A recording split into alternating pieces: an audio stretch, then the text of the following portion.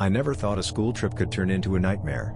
It all started on a crisp autumn morning when our class gathered at the schoolyard, ready for an exciting adventure in the nearby woods. Our destination was a place known as the Forgotten Forest, a name that sent shivers down my spine even before we set foot there.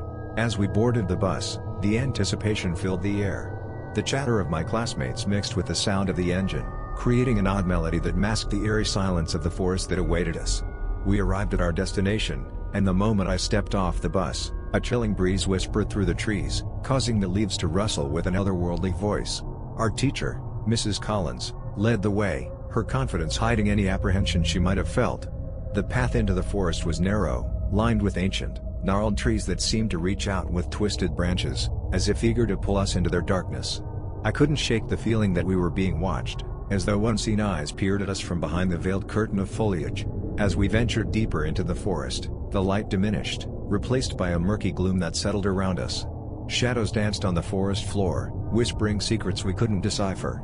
I could feel the weight of the unknown pressing upon me, a sinking feeling in the pit of my stomach that refused to let go.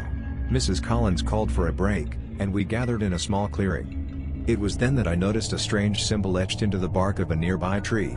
It resembled a twisted, distorted face, its eyes hollow voids. A sense of unease washed over me, but before I could voice my concern, Mrs. Collins urged us forward, dismissing it as mere graffiti. The path grew narrower, winding deeper into the heart of the forest. The silence was deafening, broken only by the occasional hoot of an owl or the distant howl of a wolf. I could feel the forest closing in around us, its presence suffocating, as if it sought to absorb us into its very essence. Suddenly, a blood-curdling scream pierced the air, jolting us out of our daze. It was Sarah, one of our classmates, who had ventured off the path and stumbled into a hidden pit covered by foliage. Her leg was twisted at an unnatural angle, and a bone jutted through her skin. Panic ensued as Mrs. Collins called for help, but the forest seemed to swallow our cries for assistance, leaving us stranded and helpless. Desperate to find help, a group of us ventured further into the forest, praying for a way out. But the forest had other plans. The trees loomed closer, their branches intertwining above us, forming a canopy that blocked out the sun.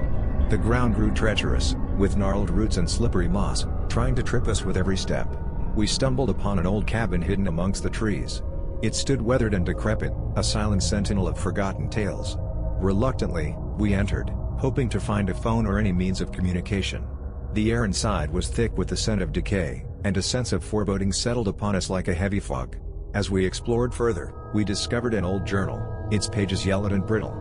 The entries spoke of a curse that had befallen the forest, of lost souls trapped within its depths, their anguished cries echoing through the ages.